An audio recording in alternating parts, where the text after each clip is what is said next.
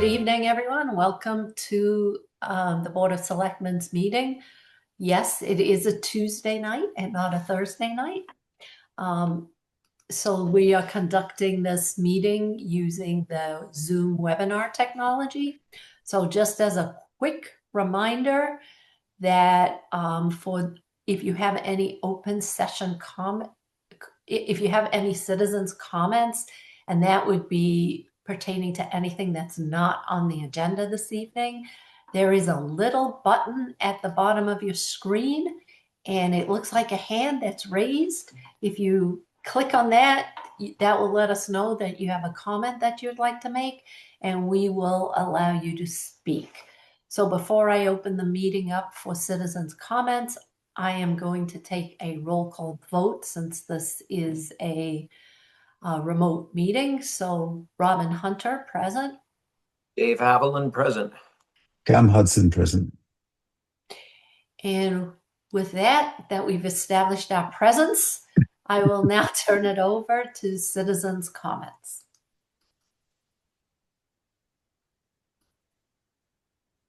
Justine just joined. You want to see if she has citizens' comments?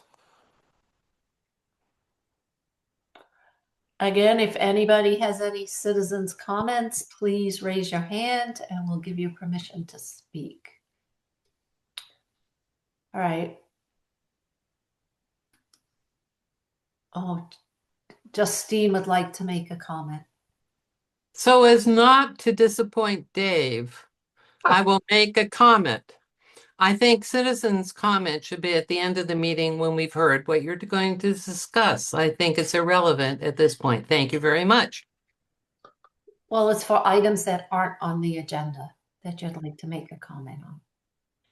All right, so we will then move to the first item of business, which is basically, I believe, the final presentation on the Center Street / Springdale Ave Walpole intersection improvements. And we have Kevin McCabe and Kevin Dandrade. Is that how you say your name? The other Kevin? Yes. You're on mute. There you go. Dandrade. Dandrade. So welcome, both of you, to the meeting. Kevin McCabe, as I was looking at the agenda, we should have just renamed it the Kevin meeting. We have a lot of stuff on the agenda tonight.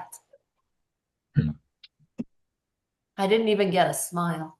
All right, so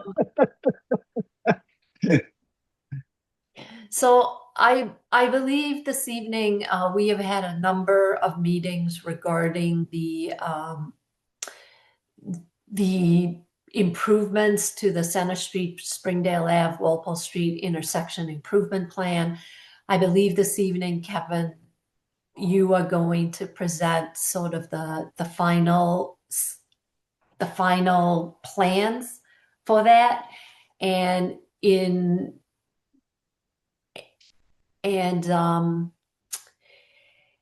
on the agenda is for us to potentially vote on this pending a discussion. So I'm going to turn it over to you to make that final presentation, and then we'll go from there. And Robin, sorry to interrupt, if I may, also just for the board's benefit, but anyone watching, we did advertise this as a public information session as well on the project for public. So I think the way we framed it was at the end. Obviously, the board will have some discussion, and then if you would open it up to any questions or comments from the public who might be here. Right, and I noticed that Chief Vinci is in attendance. You know, maybe we want to bring him in because there may be some questions regarding, you know, traffic flow as a result of these changes. So I think it would be good to have Chief Vinci join us. Thanks, Joe. Hey, Chief. Hi, everybody. How you doing? Hey, Joe. Good. Well, And now I will truly turn it over to you. well, thank you, Madam Chair, members of the board. It's a pleasure to be back with you this evening.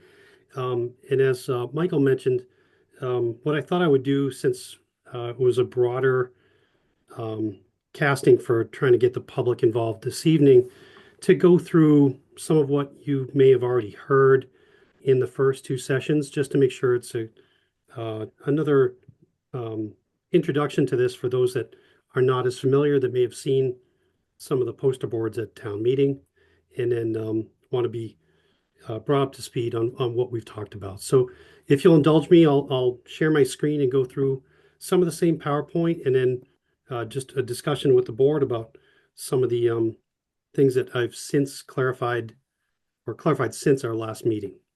Okay. And I think that's a really good approach.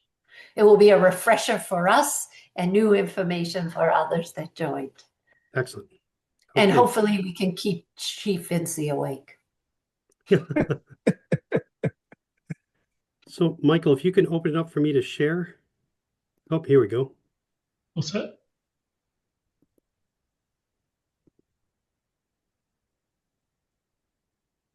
Let me know when you can see it okay.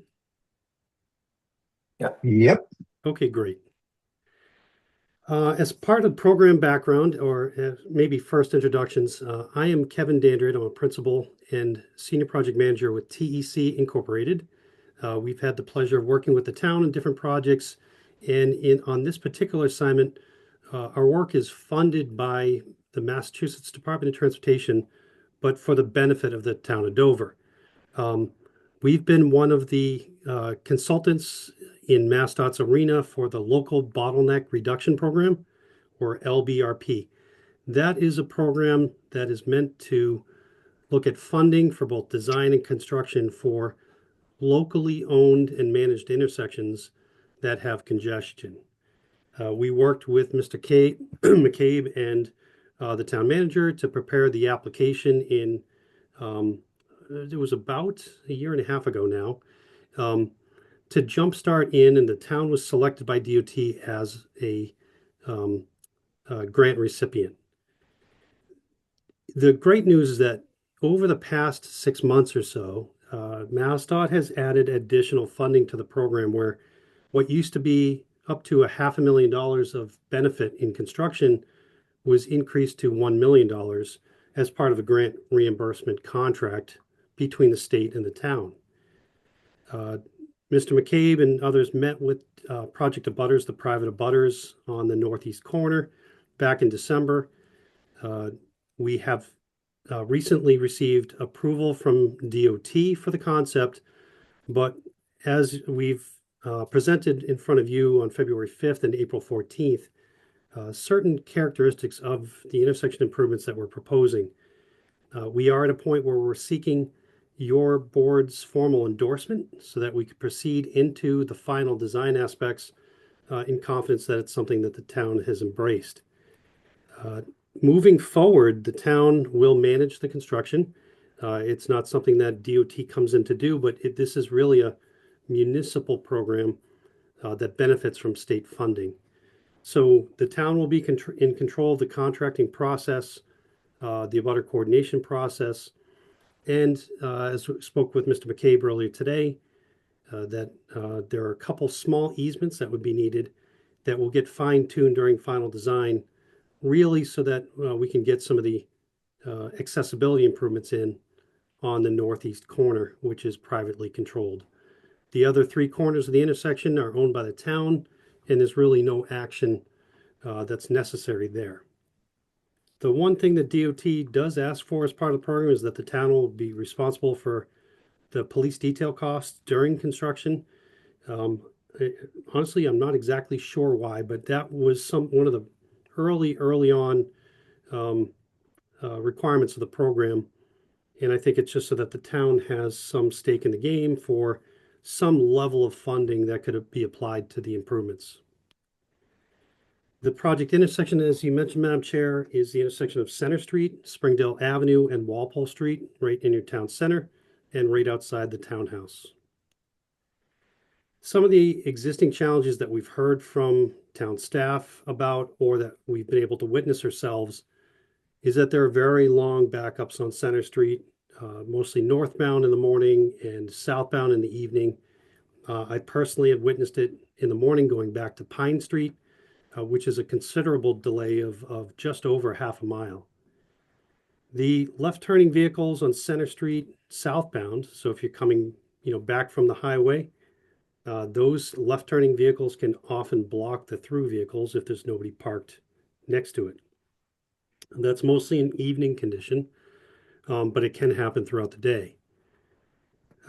The skew of Walpole Street and Springdale Ave, the through lanes don't quite align very well, and they have short turn lanes, which results in sometimes some intermediate blocking.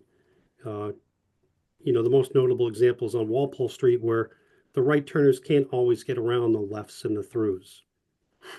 The traffic signal indications are not clearly visible over the lanes. It's currently post-mounted signals on each of the four corners. There is an older system that's in place, and it really needs to be more traffic responsive to have higher quality detection of traffic to sense where the higher traffic volumes are and then switch if it meets its maximum times. The other need is on a pedestrian facilities end. So as we touch the signals and we upgrade push buttons for pedestrians, we also have to make sure we upgrade the other facilities to meet Americans with Disability Act or the Architectural Access Board requirements through the state to make sure that we have compliant pedestrian curb ramps or sidewalk facilities.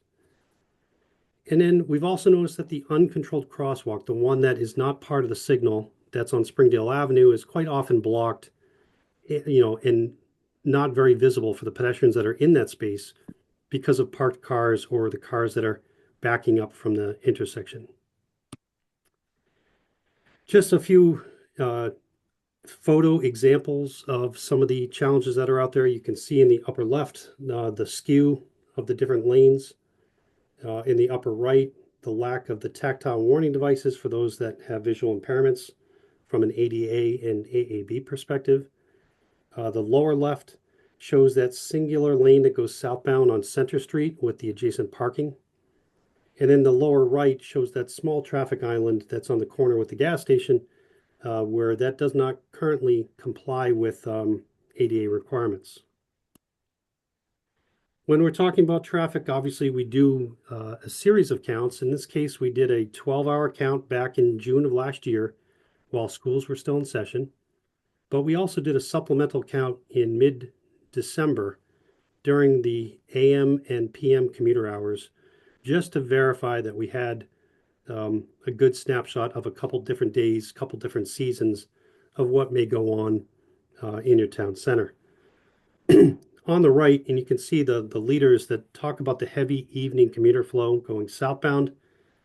The numbers that have parentheses are the evening. The ones without parentheses are in the morning.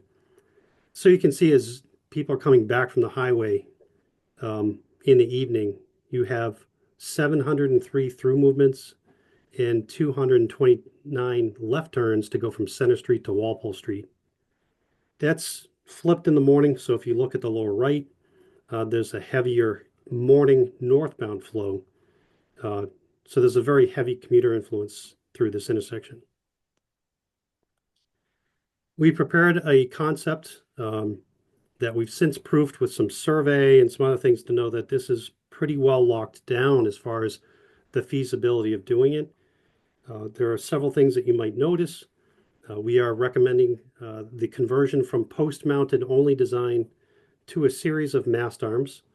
Those are the steel structures that extend up and over the road to try to bring the visibility of signals over each of the through lanes or left turn lanes, as you may see. It would be one per approach, so there would be a total of 4 new mast arms. There would be new sidewalk and ADA ramp facilities each corner. We would reconstruct the traffic island that's at the corner between the gas station and the store to make it accessible and to bring it over to the storefront sidewalk in the upper left.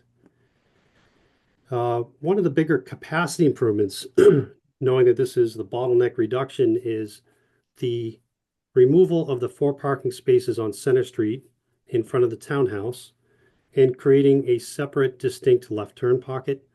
so that the left turners can get out of the through stream and improve that capacity. What that does in turn is it leaves extra green time for the other movements at the intersection.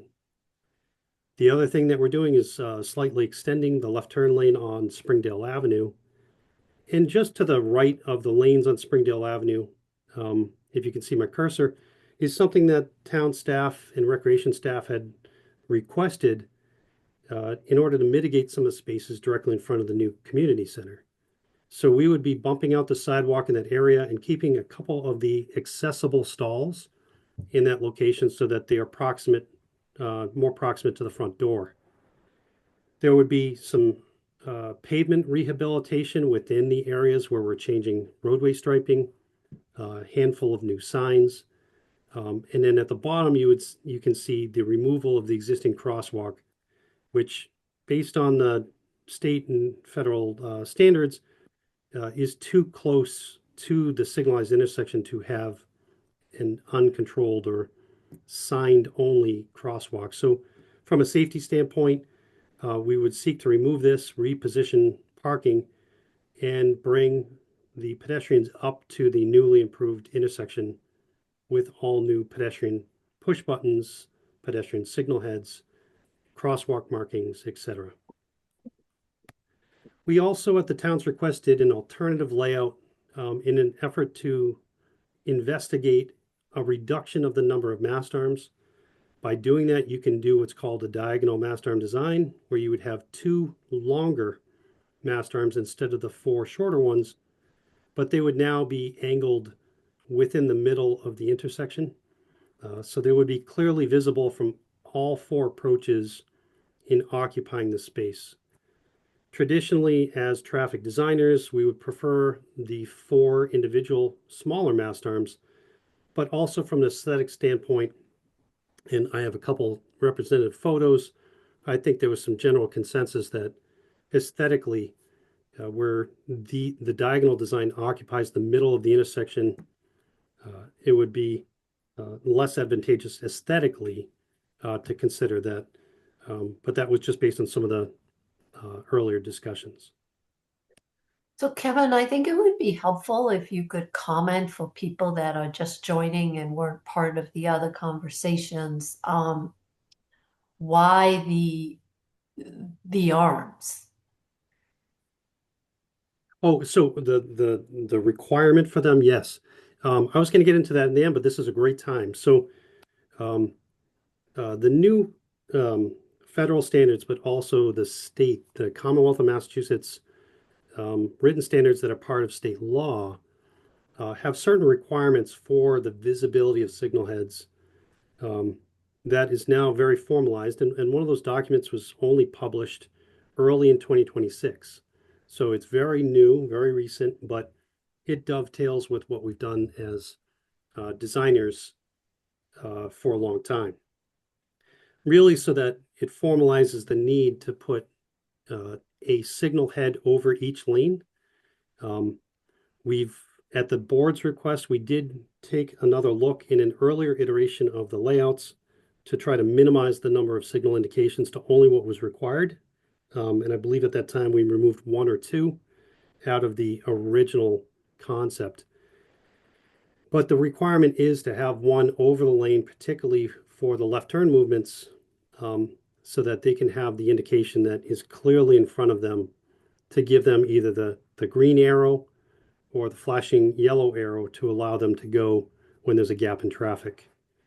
So that is a requirement, and therefore, not only from a capacity standpoint, but there's a safety benefit at the same time of reconstructing the signals to bring it into full compliance.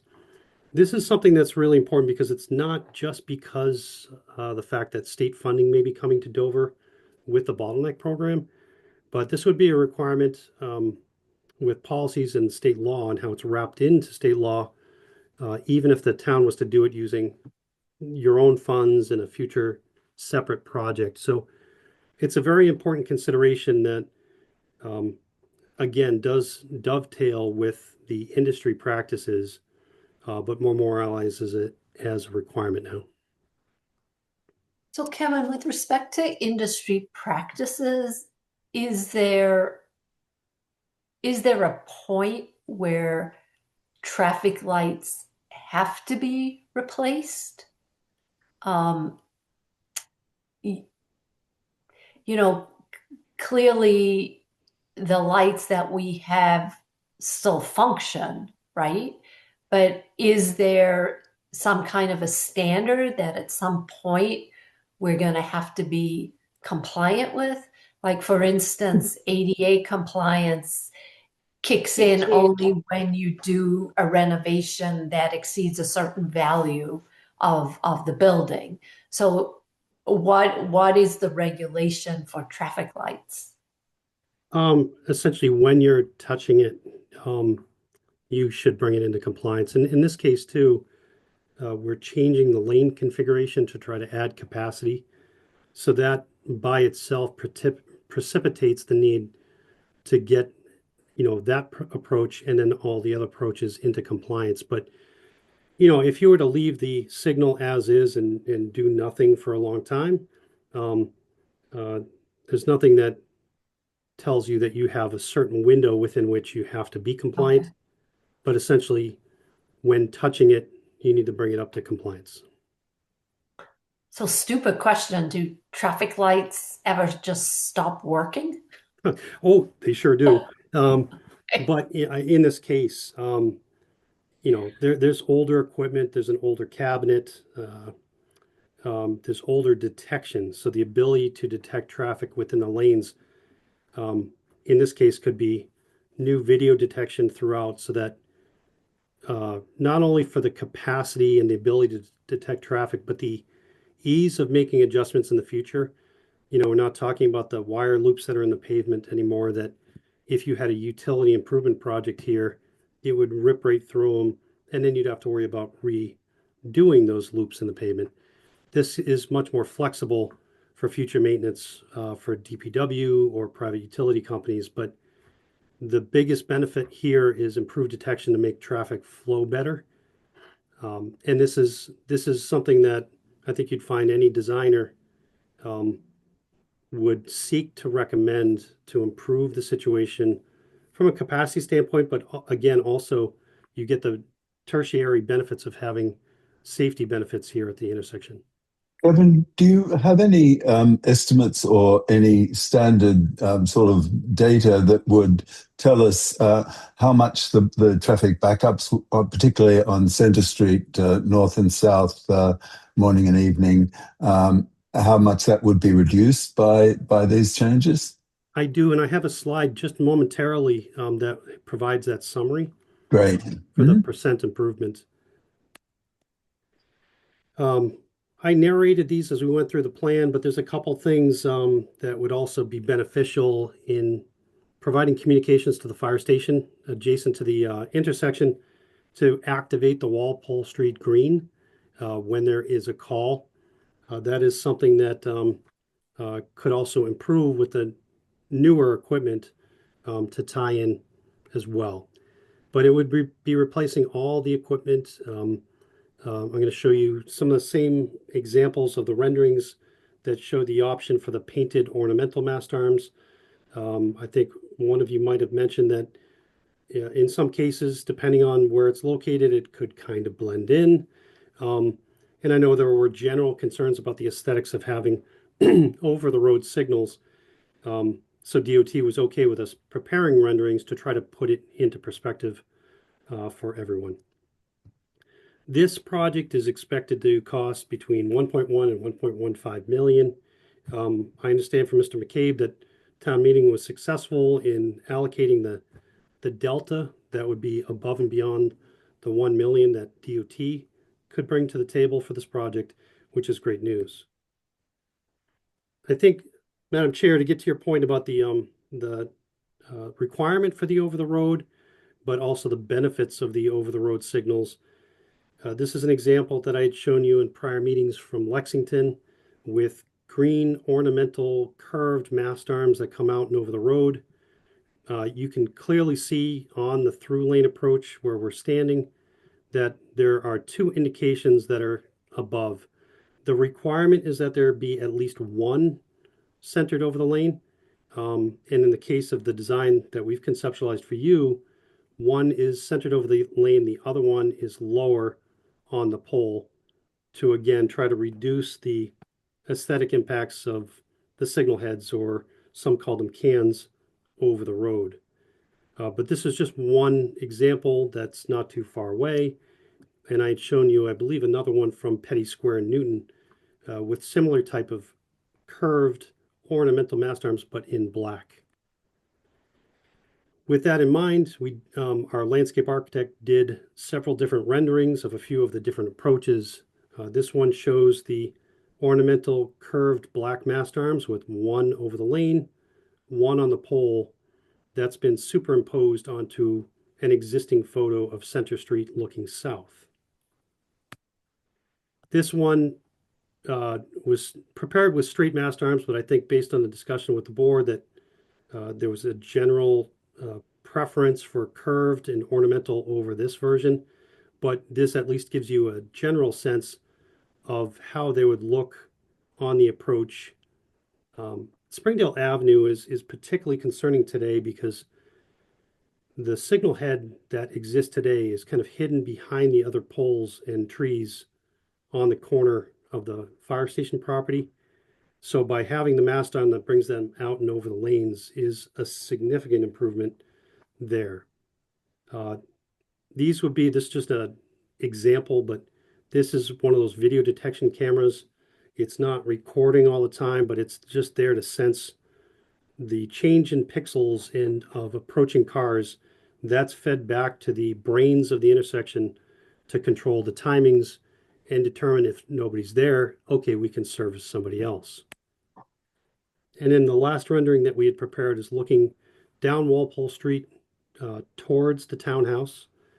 This is that mast arm in the foreground on the fire station corner, newly improved sidewalks here. And then this would be, swapped out with an ornamental curved mast arm if that's the town's preference. So now that direction on Walpole Street, it's still the same capacity as it is today. You can maybe get 2 cars in the right-hand lane. That's correct. Yep. Yeah. Well, So this. The problem, if I may, is the left-hand lane and the straight lane. Because right now I got stuck going to the townhouse this week with one pickup truck wishing to make a left-hand turn, and the entire intersection is blocked. And since your plan doesn't widen Walpole Street an inch, that's not going to change. And we can have the most modern technology in the world, but if there's a car wishing to take a left turn or go straight, Walpole Street is not solved. And what really bothers me, the same thing with Center Street going north, we're not widening 1 inch. And so therefore, this whole project, we're going to spend $1.25 million of taxpayer money, but we're only fixing half of it. And that to me is a travesty that needs to be corrected. We've got to make Walpole Street back so that at least 3, maybe 4 cars can be going left and or straight. So then the right lane can go through. Otherwise, this is an incredible waste of money. And what I'm worried about is, one, regardless of the polls, and I appreciate your renderings, we are going to change the center of Dover forever, irrevocably. And I can get my hands around changing the center of town irrevocably if we are indeed fixing at least 3 of the 4 directions. But 50% in every metric in the world is a fail. And I we think, can't even Dave, get to 3/4. we have to also wait until we see the flow statistics to tell whether it's a 50% failure. Cam, I can tell you right now, I don't need a flow meter to tell me that unless we widen Walpole Street at the opening based on 1 pickup truck, you can't get through. I agree with you entirely on that, but that's only one way.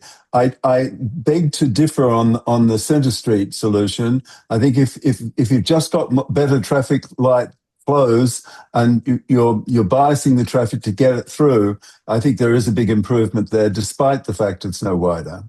But I think you're right on the Walpole Street. Southbound on Center, absolutely. Northbound, we're just going to rely on the new signaling and hope that helps.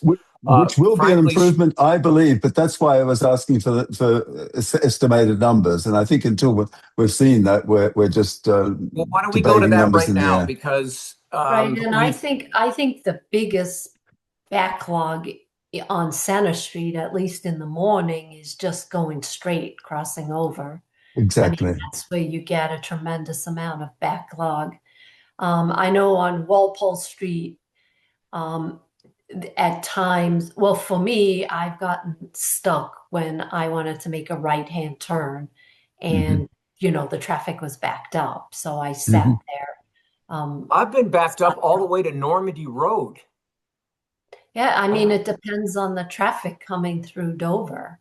Mm-hmm. But even there, Dover presumably, commuters just wanting to take a right. But that's the whole point. If the lane is clogged, Yeah, no but one can get through. adding two even more cars, I don't know, what the benefit's gonna be. I mean, It's actually a lot because you don't need a lot of cars to go left, and in the morning, not a whole lot of cars do go left. But when right, but one if you're wants to go backed up, left, yeah, but if it you're blocks. backed up at Normandy, you're still gonna get stuck in traffic. I mean, There is some, the Robin, other but other again, if part cars were again to allowed consider the is green the light to lighting. go right, If the lighting is based on volume of traffic, then hopefully that will reduce the amount of backup that we obviously get, and it's quite clear that the Walpole Street intersection is not going to improve of itself any traffic flows, but the lights may well do so. So yeah, if I you mean, really do have big backup up on Walpole Street, I'm presuming that would lead to longer green lights for traffic to get through. which slows everyone else down. Well, What we need is when the light is it's green. volume-based traffic, so it has to make some sort of judgment call about where the traffic is having to go. I mean, it's Agreed, Cam, but if the um, traffic can't move, I don't care what kind of technology you have, the traffic is stuck behind that one pickup truck that wants to go left. absolutely, Dave. I fully agree with you on the Walpole Street thing, but that is not 50% of the argument as far as I'm concerned. I think if we can get improved traffic flow down Center Street, then we're going to improve a lot of the issues because that's where the traffic is really heavy in the morning and evenings. And I mean, Mr. Hudson, I think your the comment. important thing here is none of this is going to alleviate completely the bottleneck Right. at this intersection. So all this potentially will do, and let's look at the next slide, is reduce the bottleneck. Right. Unfortunately, if you eliminate the bottleneck, Waze is going to detect that and more cars will get directed through Dover. Yeah. So I mean, you're damned if you do, you're damned if you don't. Right. I think you look at this rendering and the question that comes to mind is, why is there a sidewalk in front of the mobile station? Where is that going to?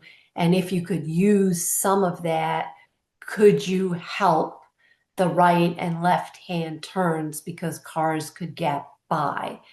And I believe Kevin has looked into that, and that is not part of what Mass DOT's guidelines allow us to do.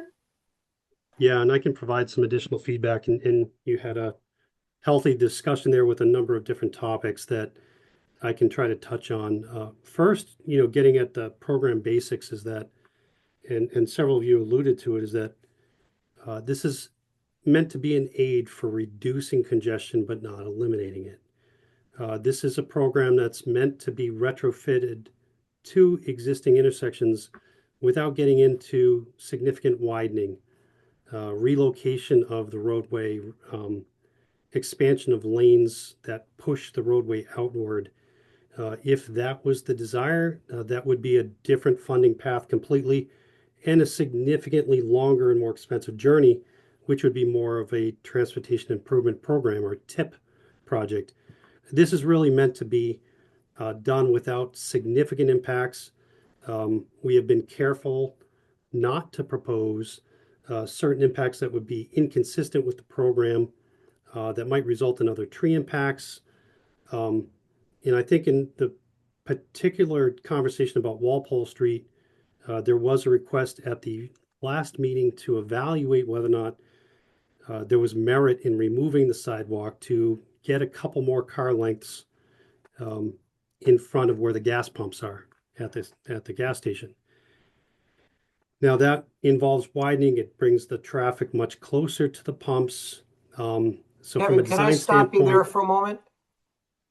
Because what you don't realize is drivers get so frustrated waiting for that light that they actually cut through the gas station. And so what you're saying is actually going to keep encouraging terrible behavior where people say, oh, I can't get through that light because, again, it's only one or two cars. And they're saying, I've got to get to work. So they just go through the gas station. So the idea of widening, number one, we're adding 2 full handicaps spots on Springdale. That's a lot wider than the 3 or 4 feet we're talking about here. This is common sense. And we've got to let the preponderance of common sense dictate that if we're going to spend $1.25 million, that we actually have some kind of physical relief to go with all the other relief to make this work. But to say safety because, oh, we don't want to get them closer to the pumps when people are blowing through the gas station because they're so frustrated. It makes no sense to put up all this whole project and scope. And I appreciate the letter that you sent. I note it was dated yesterday, and I appreciate that you've had conversations, but we need to have more conversations before we nail this down. Because again, we are going to irrevocably, forever change the center of Dover in its views with these mast arms and 11 cans. Kevin, if I may ask a question. Yes, sorry. So I look at this and we're only fixing half with very little effort. And you said in your letter, it's like, oh, it's only going to allow 1 or 2 more cars. That's all it takes because the left and the straight will go. The left can't. And so when finally the left is allowed to go, then the whole right lane is allowed to proceed because Boston, Needham is to the right.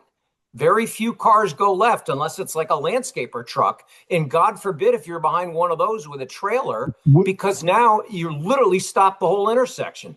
Okay, so again, Dave, we understand your issues, but there's no solutions. Well, there may be a solution. My question was, would it be possible to have no left turn during peak hours there? you could certainly consider that. That's a regulation that the town could put into effect. There's nothing that would preclude you from doing it. And let me go back to the volumes to show you what that is. It's a very low volume. So on the right side of the screen, there were 9 left turns in the morning and 11 in the evening. The more significant volume is the through that has the potential to block that right turn, that very heavy right turn in the morning. I think just to try to help. So is the right turn in the morning the 433 cars? Yes, yeah, because that's where that's where I've gotten backed up. Yeah, we all have.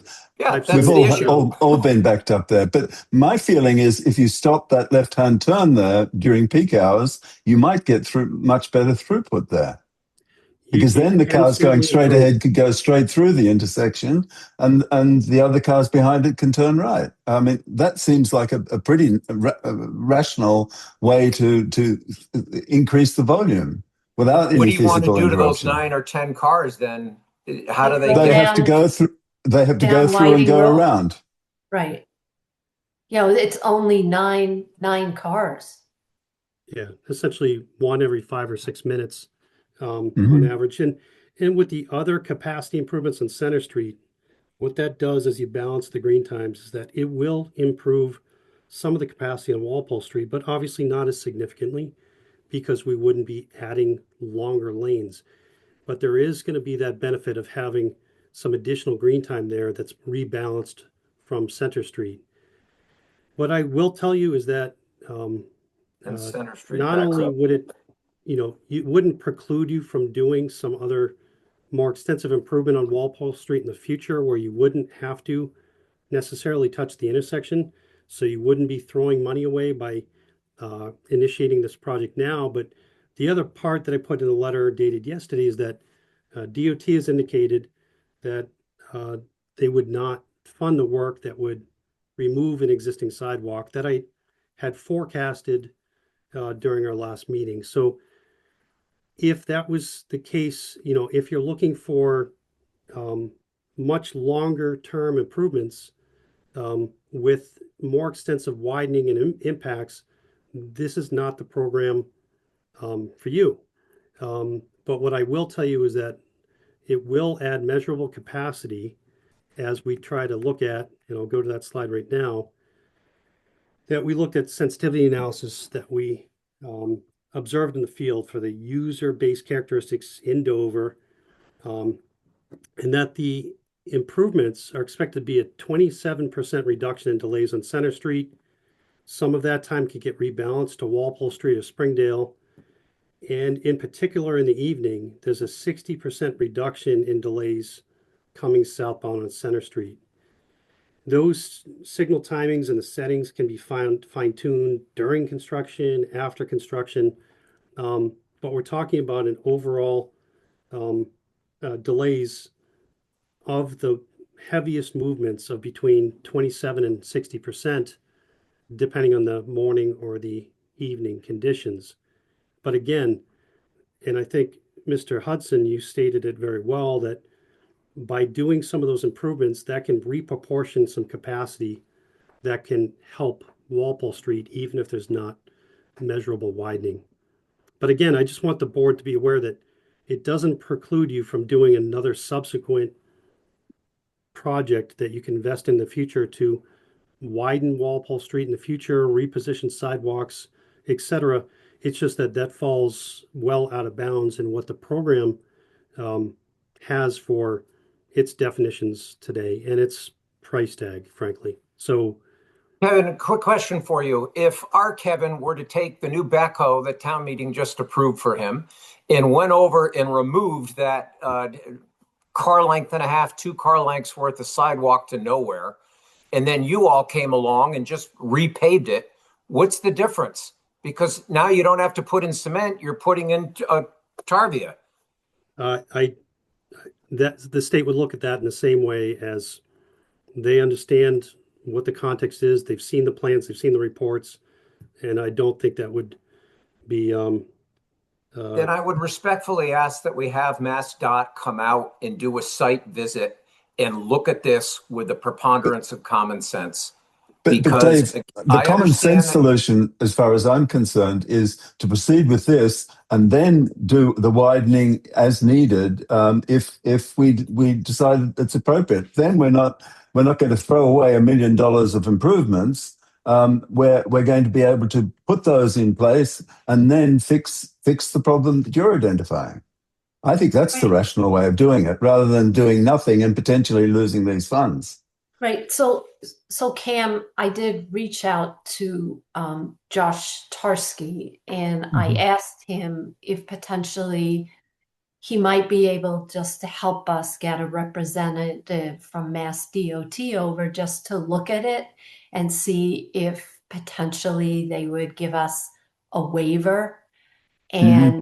And so my not that I don't trust the work that and that's a bad word. Not that I'm not absolutely confident that the answer Kevin got is the answer he got, but I'm just wondering if somebody came out here and saw that this was a sidewalk that goes nowhere.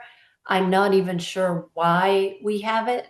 And maybe if it's for safety, for separation, for the pumps, maybe we could just make it thinner and just give people a little bit of extra room, that perhaps we could prevail. And, he did get back to me and he is going to make the introduction. And maybe we can impress upon passionately upon the DOT to give us some kind of a waiver and allow us to do this. And it may be that they can't, and we're in the position we're in today. And thanks to Kevin, Kevin, you've listened to all our concerns, you've gone back, you're trying to work within a framework, and I do appreciate everything you've done, but this is sort of a last-ditched effort to see if maybe we can prevail, as Dave Haviland says, some common sense upon them. Yeah, and So what I I can would tell you is that suggest that we see if they will even come out for a visit, if they will listen to us, and if not, I think then we need to vote upon the information that we have today. From I am not a traffic expert. I need to rely on the experts that we have here. Maybe Chief Vinci can weigh in. I do think it's gonna help the bottlenecks.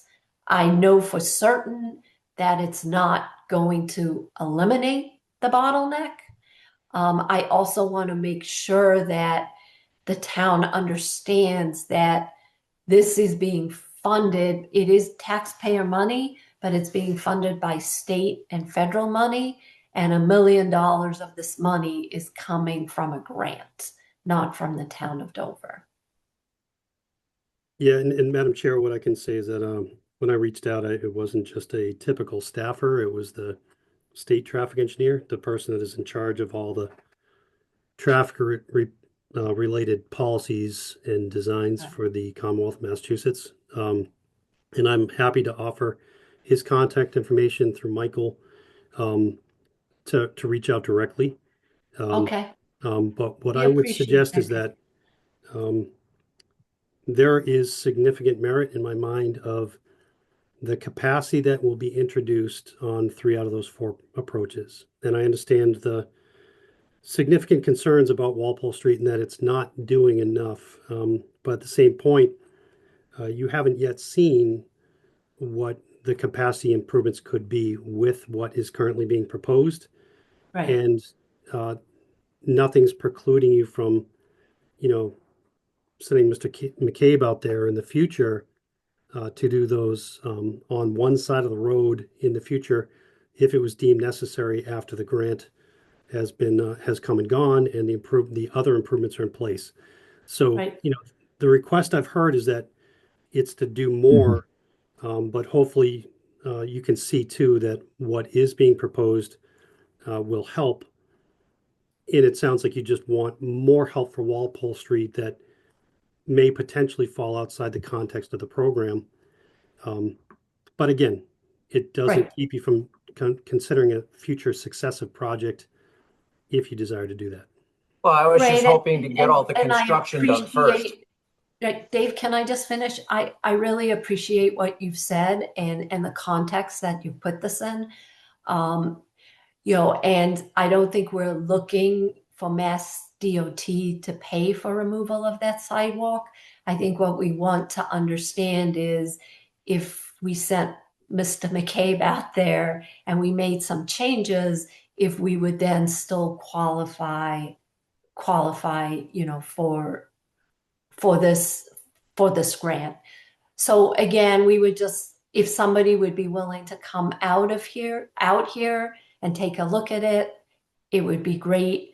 I do appreciate that you did speak to the right people. I greatly appreciate your offer to have us contact them directly. I can't tell you how much I appreciate all this back and forth and what you have been able to do with the design. I guess our fear is that we're going to make all these changes and traffic won't be improved at all. But it Or sounds enough to justify.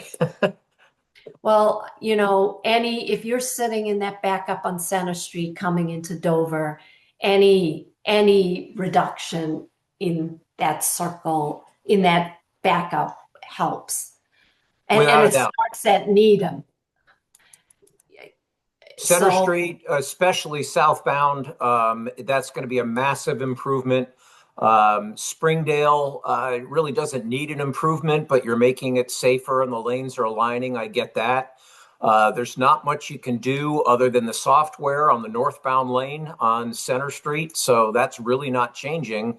And so, yeah, you're right, Kevin, you've boiled it down to what we're looking for is about 2 feet on the right side of Walpole Street, which will allow cars to get through, which will then fix 3 of the 4 directions physically as well as with the software. In your renderings, you're going to redo that sidewalk anyway. So it's going to be ripped out and replaced with sidewalk. Why not rip it out and replace it with half sidewalk, half tar? Because we only need a few feet. I can't tell you how many times I've been there. I just need 2 more feet and I could go right. okay, And so we so, appreciate that Kevin can't make these changes on his own. yep. So let's see if we can in the next 2 weeks get any traction. Um, Chief Fincy, is there, I know in the past, like we've set up cones when we're thinking about changing intersections. Is there a way to test the no left-hand turn on onto Center Street during certain hours to see if that does help alleviate the flow of traffic? I think maybe through signage or a signboard, but I don't know about, I mean, you Okay, start putting cones or bollards out there, even if they're Yeah. the flexible right. bollards, those will not last long. I can promise you that.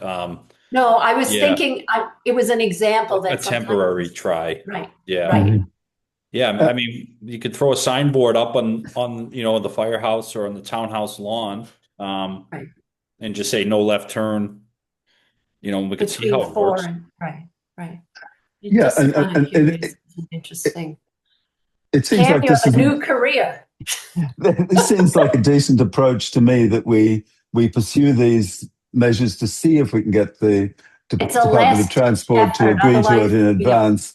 And then if we have a backup plan, okay, we can then consider going ahead with this, and then thereafter maybe get finance at the next town meeting to do a widening project that well, we've we can offered run Kevin ourselves. McCabe.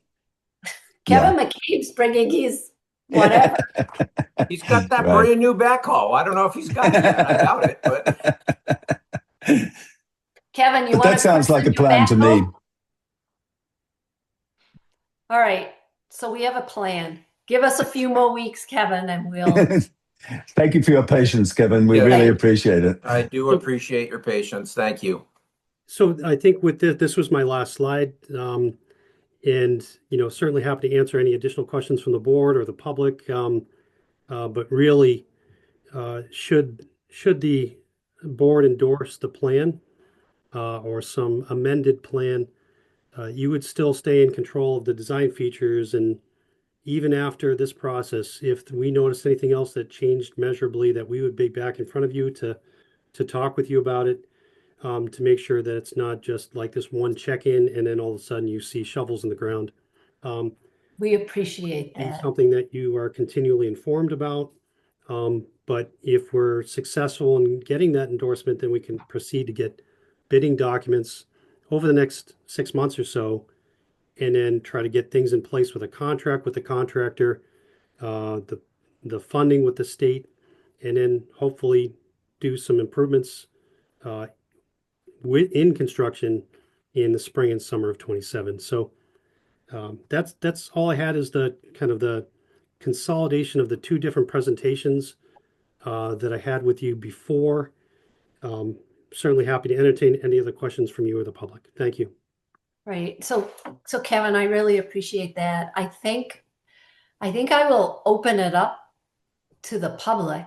We have 2 attendees remaining.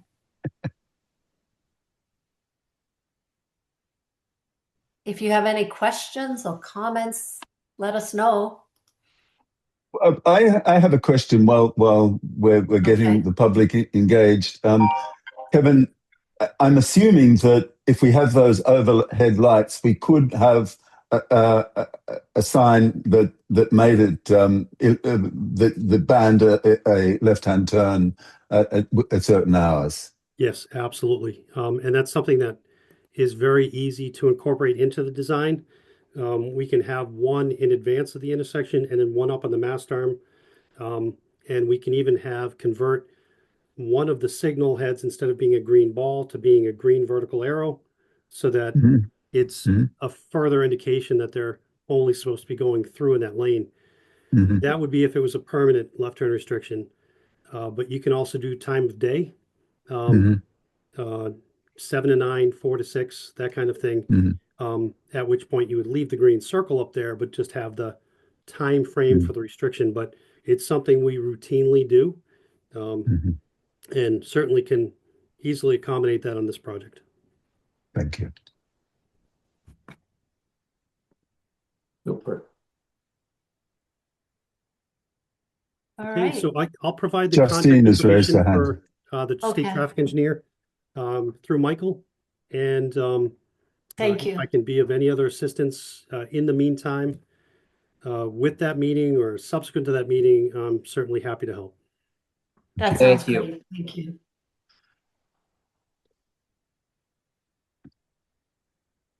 Justine has her question. I just want to compliment you guys. I thought it was a robust discussion, as they say. And I'm probably leaning very much towards David's points. However, I think Robin has an excellent idea about the waiver. Certainly, from my point of view, even though I don't commute from Walpole Street, it's been a nightmare for those of friends of mine who do have to go down there. And I was going to ask you about eminent domain taking, whether the town owns the sidewalk, and I'm sure you're already on top of that. And it seems like a lot of money for very little benefit at the moment for me. And as you know, I live on Haven, and where a real grant would be useful is some sort of roundabout Haven Center, Dedham. That's where the real problem is. And all I can tell you is all the signs in the world do not register with many people in cars as you're coming off of Dedham Street, and there's a sign saying no left turn onto Center Street to go into the center of town. And yet during the hours that it says no left turn, there's a lot of people that do that. And all I can say is I'm a little skeptical about whether even lights will prevent people from trying to turn left on Walpole Street in this case to go, along center during rush hour. Any rate, but it was a very good discussion. And I hope you get a waiver, Robin. I thought that was brilliant. And I hope the taxpayers of Dover don't have to pay for this, because I don't think it's a very major improvement. Okay, that's it for me. Thank you. Right. I just want to remind you that $1 million is coming from the Commonwealth. I know, I understand, but I'm just saying it's awful out of our tax money that we send to the state, especially if the state income tax goes from 5% down to 4%. I think there'll be a fewer of these grants in the future. Yep, that's it for me. Thank you. Thank you. All right. Well, thank you very much, Kevin. Hopefully we'll be in touch shortly. And thanks for offering to make that introduction. Happy to, and I hope you have a wonderful evening. Thanks, you Kevin. too. Thank you. Take care. Thanks. Okay, so the next item, and Joe, thank you for joining us. Yeah. The next item on the agenda is the Department of Public Works. It's a proclamation for National Public Works Week. It's all yours, Kevin McCabe. So, no strangers to you, this will actually be the fourth proclamation if the board signs this evening, recognizing May 17th to the 23rd is National Public Works Week. So kind of exciting on my Next side of week. the house. Yes. Again, this is the fourth one. Nationally, this is the 66th time that APWA, which is American Public Works Association, started at 66 years ago, doing these proclamations. So these are, an international thing in Canada and all across America. So just a nice opportunity, put a spotlight at the workers at the Department of Public Works, to put a little recognition on all the hard work that they perform for the community year round. I think this is a wonderful way to say thank you. It's a little Mhm. something. Although I always feel as though food does a better job. So maybe we need to bring breakfast one of these mornings too. But, you guys certainly do an excellent job. And I am really thankful every snowstorm for everything they do and just all that they do around town. So I think this is a nice way to recognize them. Dave, Camp? Oh, well, Agreed. total agreement. I mean, sorry, the silence was deafening, I'm sure, but no, I'm good. Yes, me too. So I'm going to move to declare May 17th through the 23rd, which is next week, 2026, National Public Works Week in Dover. Second, All in favor? I, Robin Hunter. I, Dave Haviland. I, Cam Hudson. And so I presume we're going to have a big party next week, Kevin. We do something like that. Yeah, we usually one day pick a nice day. A cookout on the town green. Yeah, down at the town garage. So if you make hot dogs, I'll be there. I love hot dogs. I can vouch for that. That's always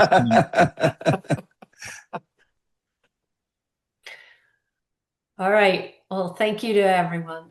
And then I see I told you this should be the Kevin McCabe hour. So the next item is Kevin once again, and it is response to an invitation to bid for the townwide road preservation. And I guess we only got one company submitting a bid package. Yeah, so multiple people held this, similar to the last contract we had signed, bonded wearing course. These technologies are pretty limited in who does this. But for reassurance, as I mentioned on the last bid, we have the similar bid pricing per square yard to do microservicing that Surge, which is the Southeast Regional Services Group, received. And similar to that, I wrote the specs that crack sealing is incidental to the microsurface. So as I argued then, and I would argue tonight, we actually received better pricing. And the reason we can't be part of that, if that was a subsequent question you were thinking to ask, is basically our DOT district. So although the closest abutter is Medfield's District 3 and we're District 6 DOT. So where that gets kind of convoluted is the trucking prices, because we pay a higher rate because we are out of basically the Boston Depot for prevailing wages. So not to boogie you guys up with details, but so anyways, looking for the board's approval tonight. This is a 3-year renewable bid. We've had the same vendor for the last 3 years. We are doing microsurface with the board's approval this summer, which would take place on Donley Drive, Partridge Hill, and Morningside. And how does the pricing compare to the prior contract? Gosh, I don't know, have that off the top of my head. But I think we are paying I could follow up, but I'm pretty sure it was mid to high sixes. For the 3 years. But yeah, but that would have been a bid that was locked in 3 years ago because we've subsequently renewed options 2 and 3. Did that answer your question, Robin, or? Yeah, I was expecting, with the price of oil going up, because Well, that's what this, I was going to follow up with and So ask Kevin. I can answer that question too. So if you look down in the agreement pretty early in it, MassDOT does a fuel and oil adjustment. So basically, that's when the services were rendered in Dover, and then there's basically an algorithm that the state puts out based on the port. So there's a fuel adjustment cost that adheres to any of that. So it's usually never substantial. I mean, on bigger projects we've done, it's we're talking thousands of dollars, not tens of thousands of dollars, but that the delta for basically, for lack of a better term, a shot in the dark of what it's going to look like year 2 and 3 for the bidder. right. At least that's covered. I mean, the price could come down. Right. Well, what I just want to make sure we have enough money, because with crude oil more than doubling, given the kerfluffle in the Middle East, if you're comfortable that the escalation clause is not going to really prohibit work from getting done, then fine. But it's just something worth asking because oil prices have doubled. Yeah, no, I'm not fearful that this will jeopardize we won't have funding, but it was a good question, absolutely. Okay, good.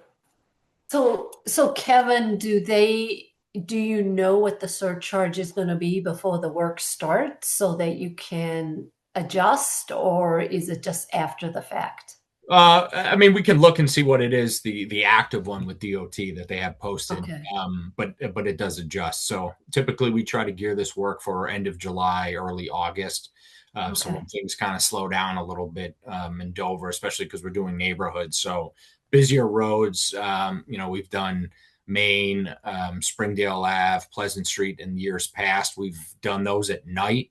And then, we've done Draper Road, Colonial, in that neighborhood, and we did that during the day. So we try to kind of do this, try to package this all up for July and August. Okay.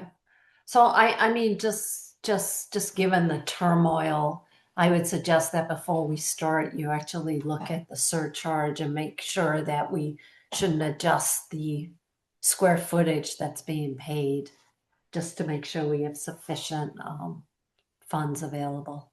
Yep. Well said. Yeah, and just as part of that, and kind of the back burner, we have to submit our estimates to the state to get approval. Because Okay. part of this contract, we kind of, whether we use Chapter 90 or our local funding, it's usually never locally funded solely. So we have to use some sort of Chapter 90 funding. So part of that is we have to submit for approval. So that's kind of a back burner process that we already do to submit. So we'd certainly have a well grasped on that at the time. Okay. Great. That sounds great. Because Thank obviously you. we're in support. I mean, we want our roads to be well maintained. We just want to make sure you don't get stuck. Right. We try to avoid a reserve fund transfer at all costs. Yeah. All right, so I'm going to move to award the bid for the town-wide road preservation to Seal Coating Inc. DBA Indus of Braintree, Mass. For the term of the contract, including a 2-year option at the cost of $311,387. Second. All in favor? I, Robin Hunter. Hi, Dave Haviland. Hi, Cam Hudson. Right. Great. So Thank you to the board. Oh, Kevin, it's Michael's turn now.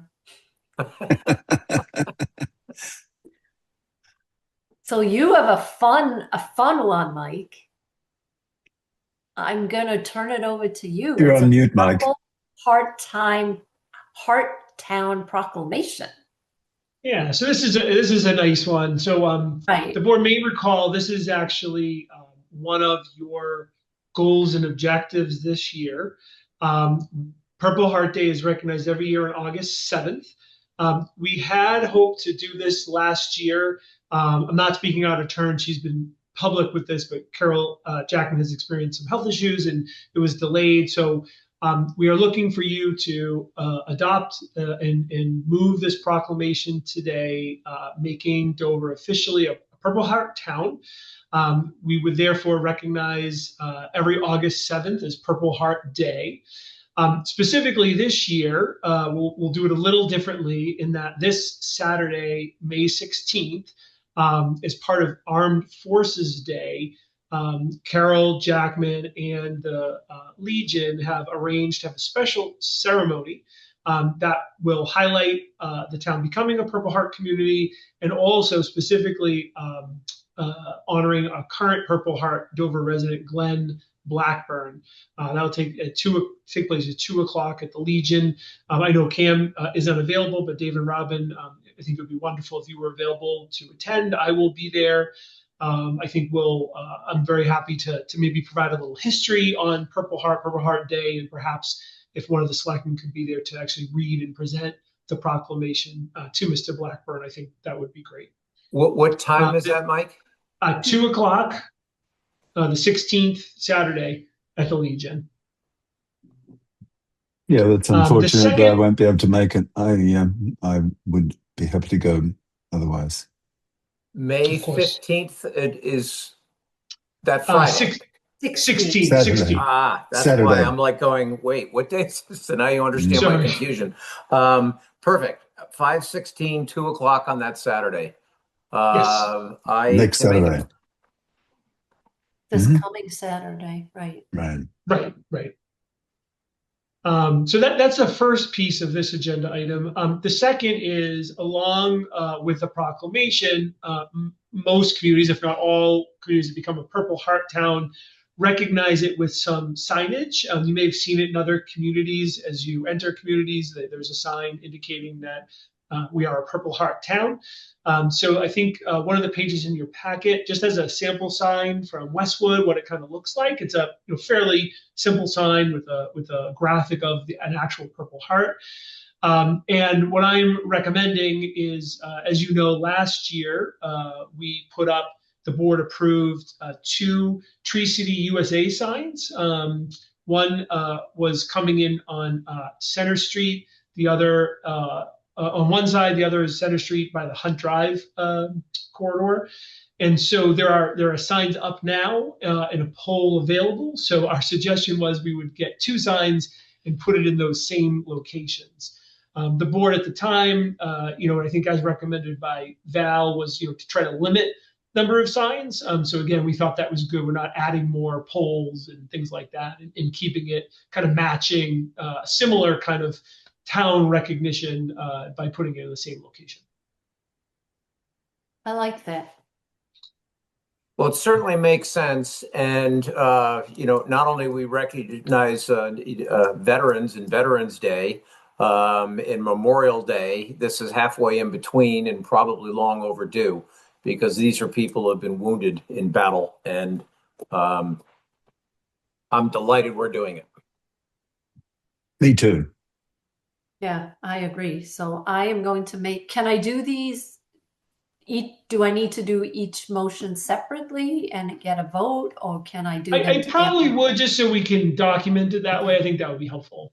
Okay, so I move to proclaim the town of Dover, Massachusetts as a Purple Heart town, and under this proclamation, the town will officially recognize this designation annually on August 7th in observance of National Purple Heart Appreciation Day.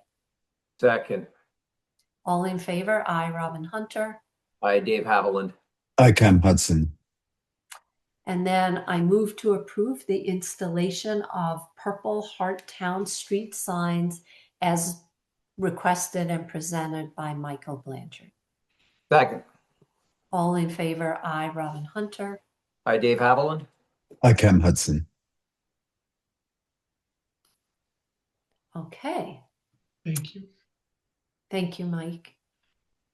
And the next item of business is actually Chief Vinci, and he's going to discuss a grant received by the police department from the Massachusetts Department of Transportation. No, am I on the wrong one? You One- just skipped, he is two. You skipped his first one. 1.5. Because I remember one was about Gillette extra duty days. Right. Yes. Okay. So we'll start with that one. Okay. And we Thank know what it's for. It's for the FIFA World Cup that my crazy son is going to. He got tickets to 2 games. Wow. Well, Yeah. So this comes at the request of Foxborough Police Department. Chief Grace is the chief of Foxborough, and he's asking all agencies pretty much, in Eastern Massachusetts to contribute because the numbers needed to make this operation run are tremendous. Just to give you a quick idea, an average Patriots game requires about 180 to 200 municipal police officers, not including the troopers that are out on Route 1. For each one of these games, of which there's 7, they need 380 to 400 municipal officers. That's just for game days. In addition to that, starting in June, when this kicks off, there's 24/7 operations up there to keep a secure perimeter around the stadium. The way Chief Grace likened it is each one of these games is a Super Bowl unto itself. So they're having 7 Super Bowls in the course of 6 weeks. mhm. So he's asked for help. It's something we've never done before. Um, but I think it would certainly help Chief Grace out, and I think it would provide a valuable opportunity to our members to go work a large function, to go get some operational experience at these type of high ticket events, and so I'm asking the board to allow that, and quite frankly, it's really no different than what we do now with road jobs. Right now, our officers can go to Westwood and work if they have a job that can't be filled. Um, and it's actually better than that because if those officers in that example were to get hurt on that road detail, we would still be responsible for the 111F coverage of that injured on duty. When they go to Foxborough, the town of Foxborough handles all the payments. They indemnify the officers. They're sworn in as a police officer in Foxborough. And if someone is to get injured while working at Foxborough, they provide up to $2,000. I think it's biweekly or maybe even weekly to support them while they're out injured to the town. Um, so I think it's a really good opportunity for the department, our membership, and it's an opportunity to, give mutual aid to a neighboring agency that's certainly going to need it in for that June to July 6-week window. In addition, just lastly, I would ask too that if the board is agreeable to it, that we keep this going for other events such as the concerts they host, the Patriots games, and just become a partner with Foxborough going forward. Joe, is there any reason, I can't think of one, but is there any reason we would not want to do this? I don't think so, Dave. To be honest, our shifts are going to take priority, and our stuff in town is going to take priority. So that's not going to be affected by us sending officers over to Foxborough. So things in Okay. Dover still come first. And Mhm. if someone's available on their off day and they want to go see a match and go work and make a little bit of extra money, then they can throw their hat in the ring. Um, and one other thing, and I didn't mention this, I would like to be included I in that as saw well. Just because, again, like I think it would be really good operational stuff for me as the chief and to, see how these big events are run and to get some experience as well. So, Well, that depends on how good your enunciation of goal is. I'll have to work on that one, World Dave. Cup, when someone scores, it's not quiet. Right, right. Yep. Uh, I have absolutely no problems with this, Robin. It's a good opportunity. Also, I think Dover still needs to be responsible community member with mutual aid, and Foxborough's reached out, and this is a good way to become their partner. And it's more opportunities for our officers to go do some fun details rather than sitting on some side street on a traffic detail. Yeah, and my only concern with it was, would it detract from the coverage in Dover? But if that's not the case, then there's absolutely no reason, as far as I'm concerned, why we shouldn't support that. No, I completely agree. If it's something, officers want to do, and when I saw that Chief Vinci wanted to get some experience as well, I actually listened to a podcast about the World Cup security, and it's a much bigger deal than I appreciated. Mhm. Oh, Yeah, yeah. I've been to several meetings with Chief Grace, both Norfolk County chiefs and then the Metro elect communities, and it's amazing Right. what's gone into this. And Right. again, it's way more than I ever expected to, Robin. So Right. I was I, just amazed, because you just don't think about it. You don't think about the security. right, You don't think about what's needed. You don't, Foxborough, it's bigger than Dover, but it's not a huge city. right, Mhm. exactly. Yeah.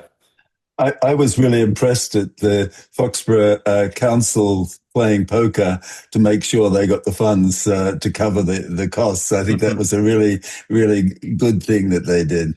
I was going to actually write a letter of support if it kept going. I was like, guys, don't give in. You'll never get the 10 million back. So Yeah. So I'm going to move to approve Police Chief Vinci's request to send over police officers to work extra duty details at the FIFA World Cup events at Gillette Stadium in June and to support the Dover Police Department's participation at other events at Gillette in the future. Robin, before someone Oh. seconds, if you'd accept a friendly amendment, I just realized, per the chief's memo, we should add just one extra part to that, which is also to permit Chief Vinci to also work the extra duty details. And that's just because it's in his contract. In order to work outside of town, he has to get your blessing. So just if you could accept that friendly amendment. Right, I'm going to accept that friendly amendment. All in favor? Oh, could somebody second? I'll second the amendment and the whole thing. Okay, all in favor? I, Robin Hunter. I, Dave Haviland. I, Cam Hudson. And thanks, Joe, for doing that. Oh, he's not going anywhere. He has another item. Yeah, I just This wanted, one- how many signed jerseys are we going to get, Joe? Yeah, I don't know. We'll have to see about that. Yeah. They cost more than $50. We can't get them. Sorry, Dave. Right. There you go. Well, then forget it. The signature is going to be 50 grand. So I can't believe the cost of tickets. Yeah. And the cost of transport to get there. I mean, that's going to be really something too. Mm-hmm. But Joe, I expect you to become the coach of the Dover soccer team after this. All right. I'll see what I can do. That's not my specialty, but I'll give it a shot. I know, I wanted to say when you said to kick it off, there was no pun intended.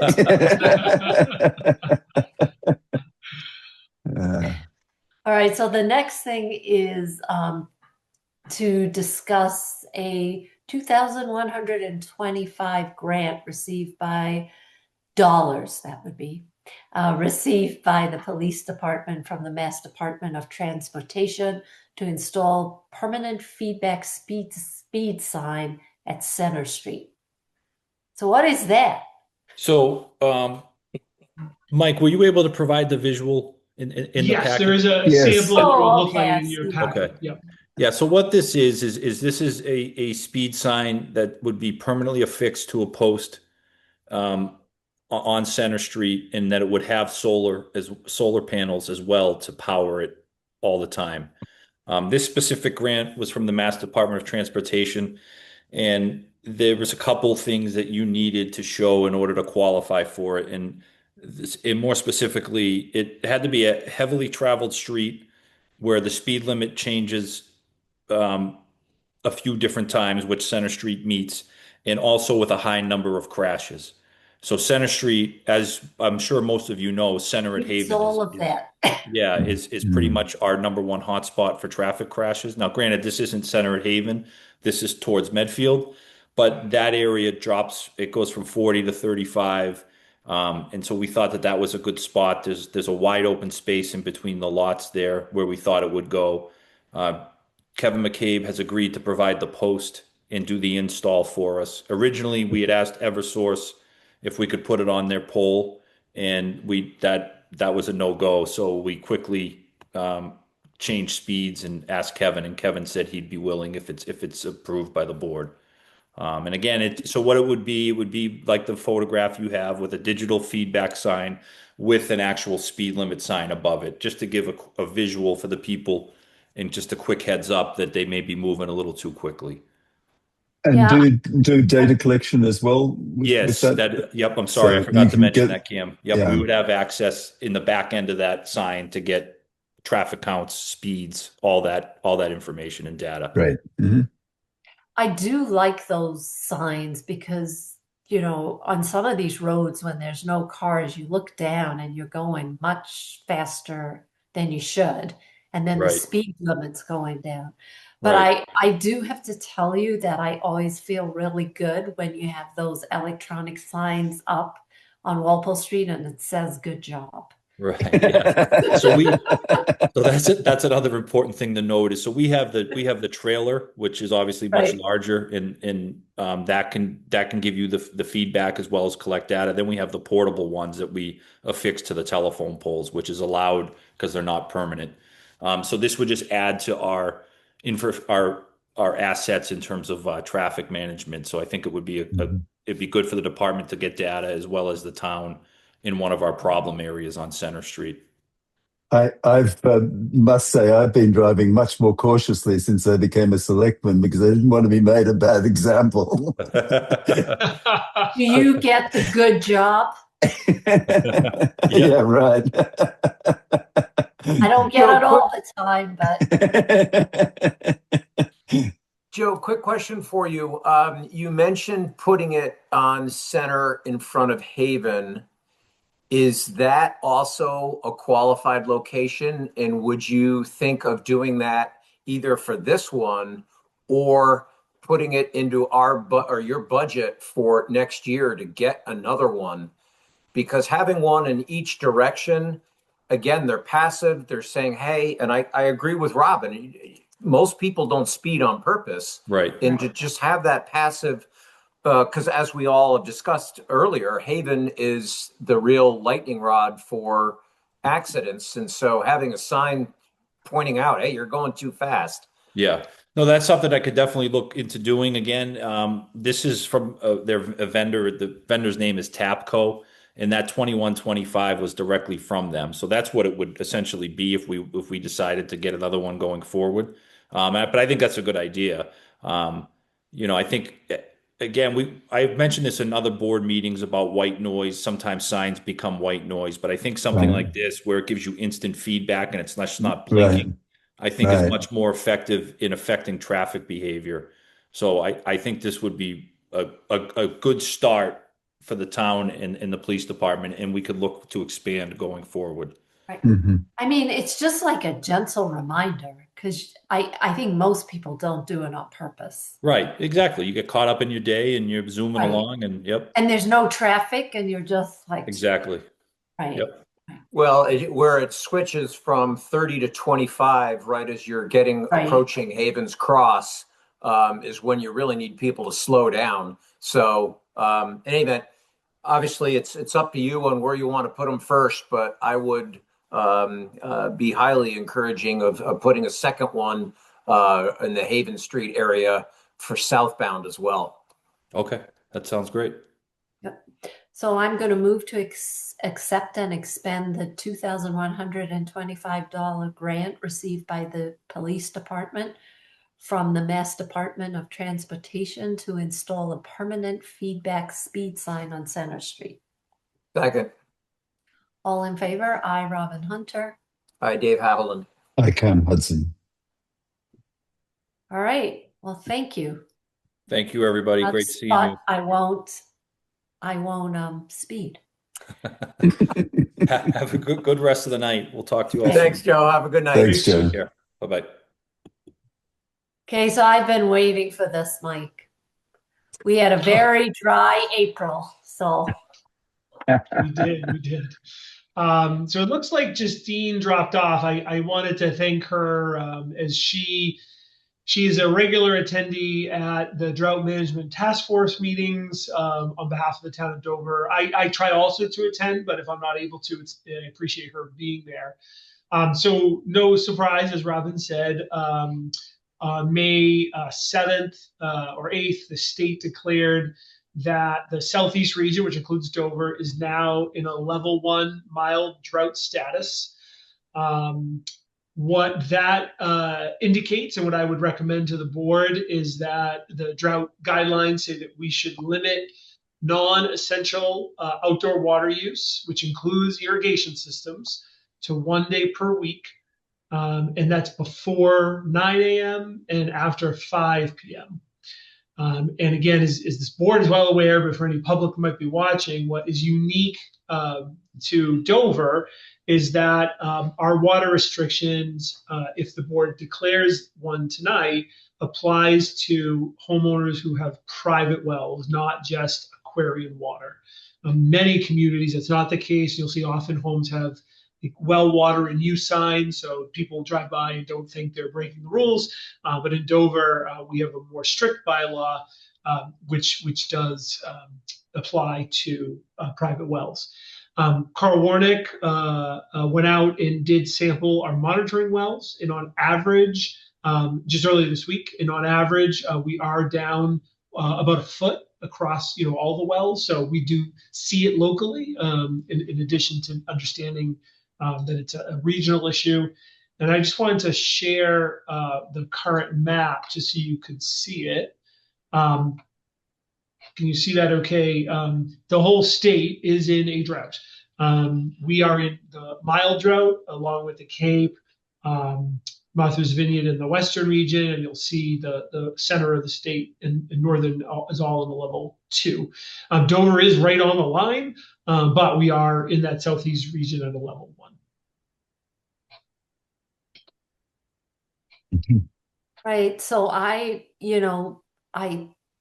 think it's good to declare a mild drought status. I think it just makes people aware, and to think about not wasting water. It is a precious resource. And unfortunately, I feel as though we're going to be in and out of a drought status this entire year, or this entire watering season, because I think we're going to get a lot of rain and then dry. And Well, it seems though this is and we were just barely out of the drought last time. Right. what I think is a longer term consideration as well, Robin, is that the drought of, I believe it was 5 years ago, and then we had one 3 years ago. And while the surface water came out of a drought status, we have not made up those deficits at all. So we do have to preserve the groundwater. And, I hear the arguments already, and I go, it's my property. I can do what I want. And I go, that's great. But when your well run dries, or your neighbor run dry, is your lawn worth it? So, as stewarding, and we've talked about this at length, and we've decided to follow the state. The state's gone into level 1, and I say we put up the signs. No, I agree, and I also think it's really good and important to remind people that even if they are on private wells, this applies to them as well. The issue is, of course, that we all get our water from the same aquifer, whether on town water supply or having our own wells, and anybody pulling it out is adding to the challenge. Yeah. Right. And I think it's good to remind citizens that this really is an honor system. And many people just set their sprinklers at the beginning of the season and don't think about it.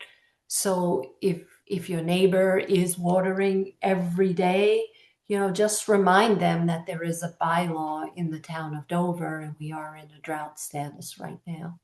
Because again, I think many people, that if you just mention that to them, they stop watering their lawn. They're just Mhm. unaware.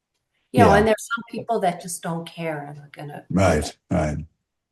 But, you know, I know Aquarian said that they saw a dramatic reduction in outdoor watering, you know, from them making consumers aware. So I have to believe that the rest of Dover has the same awareness, and their behavior will mirror that of the Aquarian customers. Mike, And how can Suzanne help us here in terms of posting it on the website or get something out, just like Robin just articulated? Yeah, so with this vote, this triggers a few things on our end. I mean, I think first, just information wise, Times. Suzanne will prepare a notice. We'll push it out through all our communication channels so that everyone understands. You know, we'll provide a link to the state, to our local bylaw. We'll get notice out that way. Our bylaw specifically requires that in order for this to be truly in effect, we have to notify by running a notice in the paper. We'll prepare to do that. I don't, off the top of my head, know if we've already missed the deadline for this Friday when it has to be submitted. So usually there's a lag because of that requirement. And as a side note, I do think this is something perhaps we should consider amending in the future, perhaps at yeah, a future town meeting absolutely. to eliminate the newspaper piece. Yes. But we will do that because that is what was required. We will also ask DPW to put up the signage, the drought signage as well, now that it's in effect. So we'll kind of do an all push here. One thing I just wanted to bring to the selectmen's attention and to the public, we do often throughout the year have usually there's sports team fundraisers that have car washes here at the townhouse. Mark Galoni through Park and Rec organizes those, and he is very, very clear when people book those that you're booking today and there is no drought, but that could change at a moment's notice. It's difficult because they advertise and they do rely on this as a source of funds, but certainly without the board having some sort of exception, we've treated that as those are not allowed once we're in a drought status. So that would be our intention. Unless the board felt differently, that's been our protocol the past few years. Even if You they're can already do a booked. no wash car wash. Trust me, I would pay them not to wash my car. But I would really appreciate it, Mike, if you could always highlight that it applies to all residents in the town, whether they're on private wells or not, because Yep. I think that confusion tends to spread very easily, and people assume it doesn't apply to them. Right. Agreed. And it's confusing, one, because it is relatively uncommon. And then two, Aquarian customers often, even if we're not in a drought, they often have restrictions as part of the state water permit that Aquarian gets. So it can be very, very confusing. So we'll make sure that's very clear that this applies to all households, regardless of if it's a private well or Aquarian water. Absolutely. Perfect. Mm-hmm. All right, so I'm going to move to declare that the town of Dover is in a level 1 mild drought and limit all non-essential water use as defined by the Mass DEP to 1 day per week before 9 a.m. and after 5 p.m. Second. All in favor? I, Robin Hunter. I, Dave Haviland. I, Cam Hudson. All right. So the next item is to determine the Board of Selectmen's summer meeting schedule and planning schedule. And I already have two issues. So I thought, if you don't mind, Rod, I thought what might be helpful, because I understand and it's a busy, a lot of travel plans over the summer. So Mona put together some suggested dates, just because it's always easier to kind of tweak than start from scratch. So, I mean, certainly you're welcome if people have their calendars, you want to discuss it now. The other option is if each member could email any conflicts they have with the proposed dates to Mona, and then we'll try to coordinate and, move things around. So if you have known days that are listed, and also if there's certain weeks you won't be here, we can work around those and try to get a formal schedule out. And then the other piece is we did not suggest, but the planning meeting dates. So often those goals and objectives are set during those planning meetings. They're often held in the morning, here at the townhouse. So again, if you do provide kind of weeks or days you'll be unavailable, we'll also try to schedule those and see if we can fit them into everybody's schedule. Okay, so I can tell you right now, I cannot make June 11th or July 9th. Okay.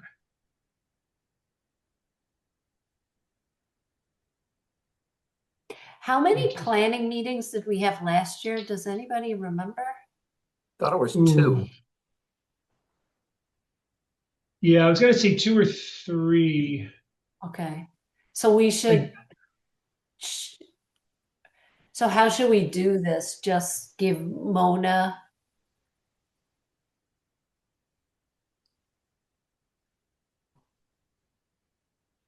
Yeah, I mean, I know my belief, and I apologize, is that I think Cam and Dave have a little more availability to meet during the day than you, Robin. So I think if Dave and Cam could let us know if there are weeks or days that they're absolutely not available, that would be helpful. And then Robin, if there's days or weeks that are better for you to meet during the day, and then we can just try to match it all up. Right, so Mondays and Tuesdays are better for me. Okay. As a matter of fact, the afternoons are better for me than the mornings. So if people want to accommodate that, I tend to have meetings from 6 a.m. to noon nonstop. You're talking to Europe. That actually works well for me. The only constant appointment that I've got is on Monday mornings. Okay. So I can't do those. Okay. But after that, I actually could make all the other dates as of this moment in time. Yeah. Okay. Right. So maybe and just I'm to quite confirm, open. I can meet all of those meetings at the moment. So the only thing is, I don't want to raise my medical issues, but I'm at some point in August period, I might be in hospital for a couple of days. But other than that, I'll be fine. The other thing is if we need a meeting just to approve things, and only 2 of us can make it, I think that's fine. Right. Yeah. Yeah. It's going to be reality at some point, but we try. We can accommodate, at least we have pretty darn well. And tonight was going to be our first miss, and then you were able to make it anyway. So we're still batting 1,000. Right. And just to confirm, Dave, you were right. We did have 2 meetings last year, and they actually were a Monday and a Tuesday afternoon. So we can try to model that again. We had 1 in June and 1 in July. Okay. I mean, those are just easier to be done in person. So yes. Right. Yes. Agreed. And we could even do some of the other meetings. If you're around, Robin, we could have public meetings when it's most convenient. I'm going to use those. I don't know if those are the perfect words, but I think you know what I mean. And I'm certainly able to adapt to your time frame, Robin. You're clearly the one that's most constrained, so I think adaptability on Dave and my part is a good idea. I mean, Mike, I don't know, even Tuesday evening, since you guys work late, I don't know if that. Well, have Mona send it out for me. Monday afternoon and Tuesday afternoon, I can make work. Okay. Of course, you're making one big presumption here, Robin, that you actually get elected. Exactly. Well, then it doesn't matter what my schedule is. But then it's just you and me, Cam. And the right info. The fox is in the hen house. Yeah, right.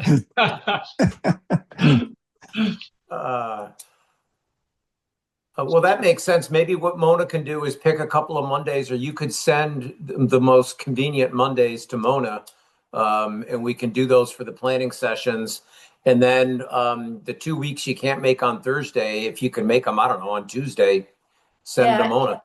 it's just my year of the wedding. I have weddings on that June weekend and another wedding on that July weekend.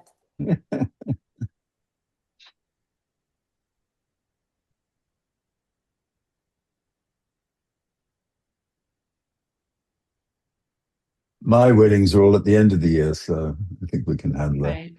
And I don't know. I mean, there are wedding weekends. Oh, They wow. start on Thursday night. Yeah. I'm lucky. All those for me are local. So, Yeah, not or the me. Cape or Rhode Island. So nothing.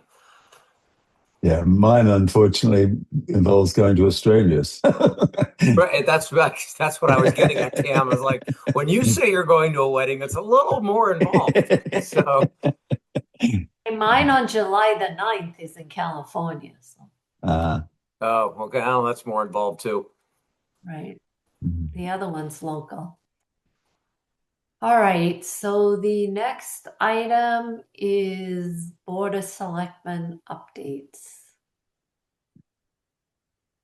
Well, town meeting was mentally draining. I think I'm finally starting to feel a little less shell shocked. I think we all talked about doing a post mortem, and I think Mike is trying to get a, a meeting on the calendar, with us and Warren and I don't know who else, Mike. We were going to include Jim, Kate, Felicia. right. I think it would be good for all of us sooner rather than later, and even on Zoom, just to kind of talk about what worked, what didn't work, where we think we might be able to make improvements. And I would encourage everybody to make notes now while it's fresh.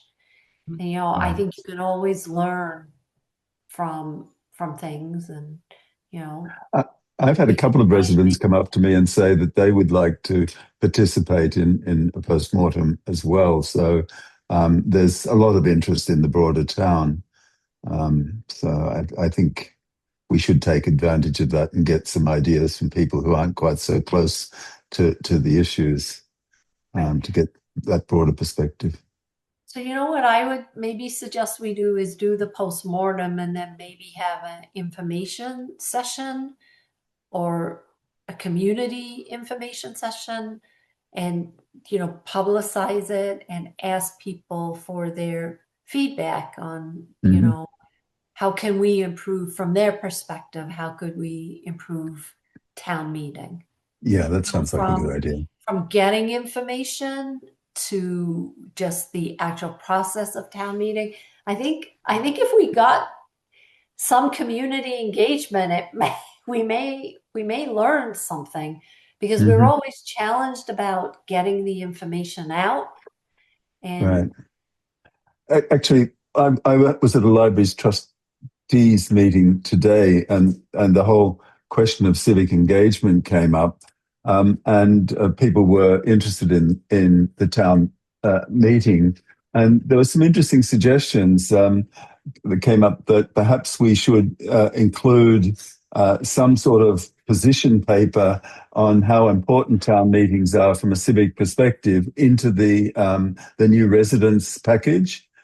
Because a lot of these residents are coming from out of state and they don't really understand the unique nature of direct democracy in Massachusetts, and perhaps don't appreciate the importance of the town meeting, and something to encourage them to go along. I think would be go a long way.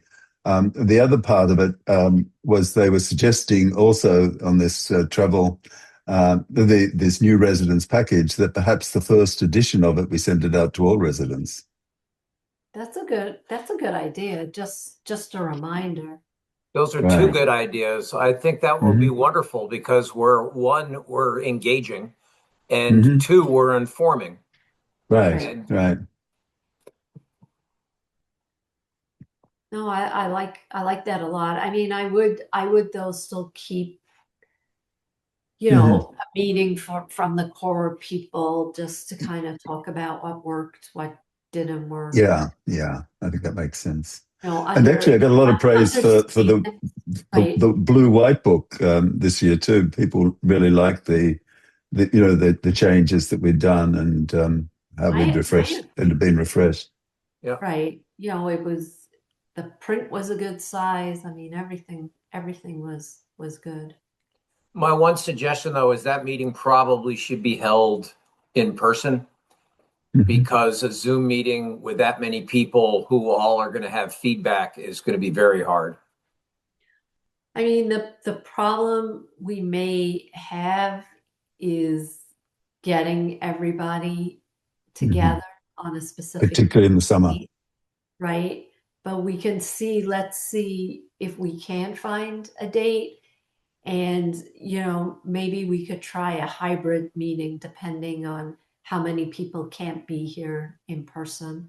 Because I think it's important to try get the meeting done sooner rather than later. Mhm. Mike, would it make sense to throw some dates out to the aforementioned folks and like pick 2 dates and say, can you make these? Yes or no? Yeah, You're I on think mute, you're on Mike. mute. Sorry, we did some initial availability check with some of the chairs, and it looks like we'll probably have to push into June, just due to some travel schedules and things. But that's what we can do. Maybe try to shoot for that first week of June or so. Great. I'm out of town June 1st and 2nd. Okay. I'm first through the fourth. I'm out as well. I still will be in Norway. Okay. Thank you. All right. So I don't have any specific updates. I don't know about any of you. I do not as well. None of the committees have met, although it's going to be a very busy next couple of weeks. I've got a couple. I've been. I think I sort of gave you the heads up that I'm exploring the Community Preservation Act, and I met last week with Josh Tarski and raised this question, and he was actually quite enthusiastic about the Community Preservation Act and thought that in Medfield and in Needham it had worked really well. And had been quite advantageous to the town because of the extra grants that became available through it.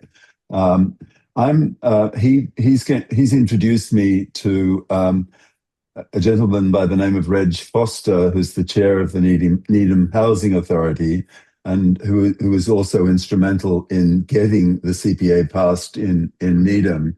And I'm going to meet with him actually on Thursday morning, and I'm hoping to get his input on how it's worked for Needham, what their experience has been with it, and get some insights into the costs and benefits of the program.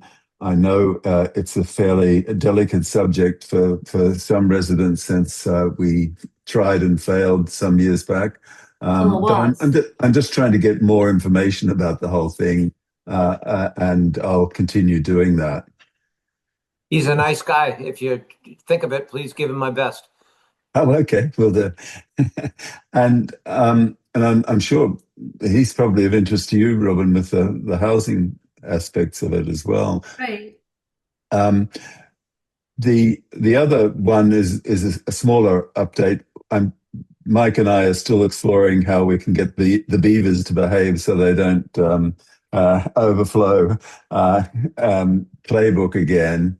And I don't know, Mike, whether you noticed, but Nina has just sent a message saying that it should be quite possible, but we should actually identify exactly who owns that land, and if it's the army, then we would need to ask them if they're planning to do anything about the beavers, and if not, whether they would give us some authority to do so.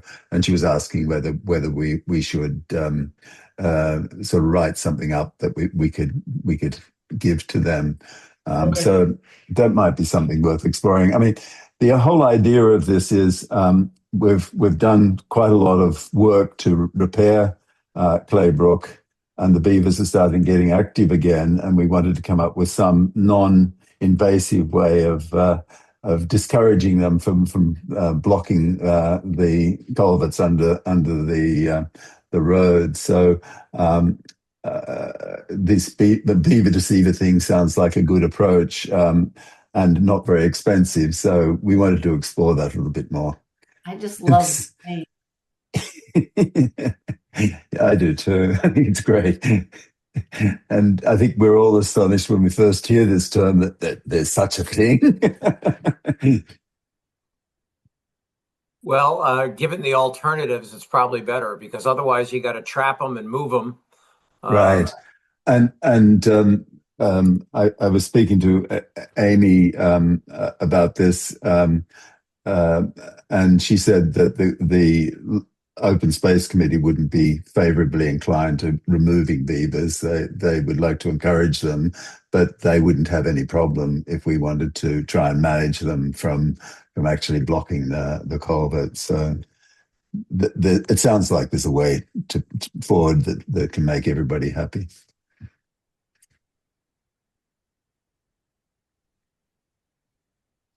So I think just to close that off, Mike, once we've got our sort of identified a little bit more who's responsible for the land, and we'll talk with them, and maybe then Kevin could give us an estimate of what it might cost to implement such a solution there.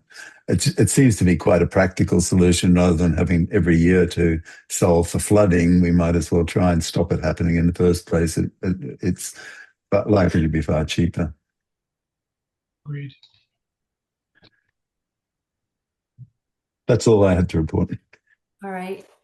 So then, Mike, you're up. So just a couple of things we hadn't touched on.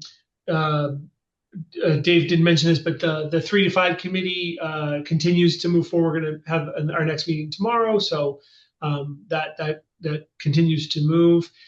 A reminder that the annual town election is Monday. That's the 18th. It goes from 7 a.m. to 8 p.m. here at the Great Hall of the Townhouse. Want to make Felicia happy that I'm plugging that. And we talked about the Purple Heart ceremony. Again, just a reminder, it's this Saturday at 2 o'clock at the Legion. And then another great event is Memorial Day. So for those that don't know, Dover does not celebrate Memorial Day on kind of the U.S. Memorial Day holiday. We celebrate on the original date, which is May 30th.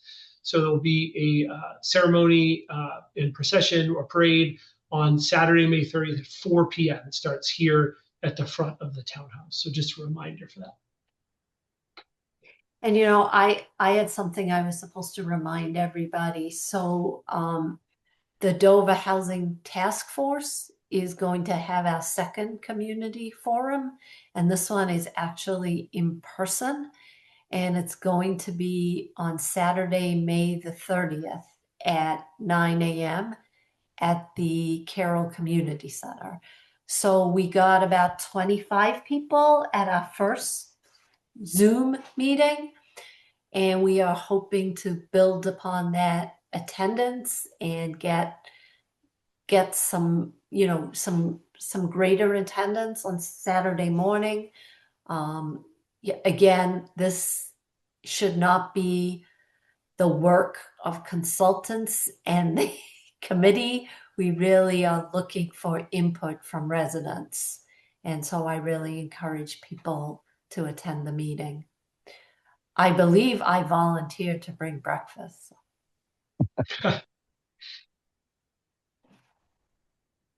No hot dogs for lunch? No, it's breakfast, 9 to 12. So I think I suggested donuts and I was told to bring bagels.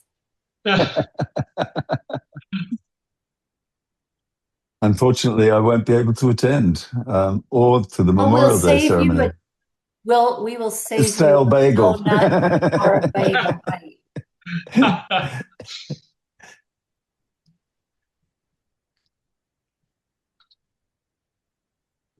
Actually, Cam, it's probably worth writing down. When are you in Australia?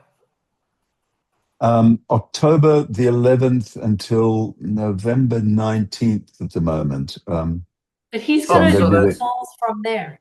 the trouble is I go, it's so far, I'm not so going to turn around. We're actually going to New Zealand for a couple of weeks as well during that stay, but I'm going to sort of visit relatives and things for a bit as well. And I've got a dear university friend who's turning 80, and he's invited me to go to a celebration in Penang, Malaysia, at Christmas time. And I'm trying to work out how the hell I can fit that in, but I'm not sure how that's going to work. You just stay. You Yeah, know, right. so what's Hold my it, 12 hours is the time difference? So what time should we have our right. meetings? Yeah, right. exactly. Well, 6 a.m., 6 p.m. I mean, come on. Right. Yeah, it's a bit of Actually, a that challenge. works. It does work. Yeah. Yeah. Right. Um, anyway, I'll think about that a little bit more before I commit to anything, and I'll certainly let you know in advance.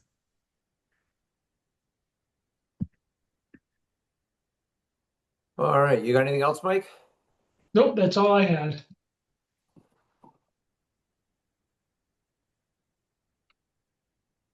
All right, so I am going to move to the consent agenda. So the consent agenda consists of the following: to approve 3 Squares New England annual ride and stride for food through Dover on Sunday, September the 27th, 2026, and to approve the Board of Selectmen open session meeting minutes.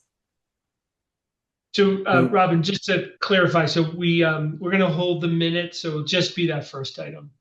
Okay, So you move to approve the consent agenda as presented. correct. Second. All in favor, I, Robin Hunter. I gave out. I, Cam Hudson. Okay. So now I know we have an executive session. Do we have things to discuss, or should I? Yeah, so my recommendation to the board is I don't think so unless the board felt differently. We kept that on because all of those items are close to needing your action, but we're not, unfortunately, none of them came to fruition in time for tonight. Okay, so then I'm just gonna make a motion to Adjourn. yeah, I forgot the word, to adjourn the meeting. I will second that because Robin needs to go get something to eat. I do. I am really hungry. All in favor, I, Robin Hunter. Hi, Dave Haviland. I, Cam Hudson. And more importantly, I need a glass of water. I didn't even. Oh, no. Well, thank you, everybody. I'm glad everything you. worked out. Yeah, So, that was great. Yeah. So thank Yeah. you. Thanks, all everybody. right. Have a good night. Enjoy now. Norway, Kim. When do you leave? Friday. So another couple of days. Oh, Pam, have could you fun. please stop by the office before you go to sign some things? Actually, the three of you, if you don't mind, they're ready for No, you. you'd be welcome to join me in Norway to get me to sign I'll that be stuff. there. I'll be there. I'll deliver. Ramona's the drop by sun tomorrow. goddess. Yes, you know it. Uh, All right. Thanks, everyone. Have a Thank great thank night. you.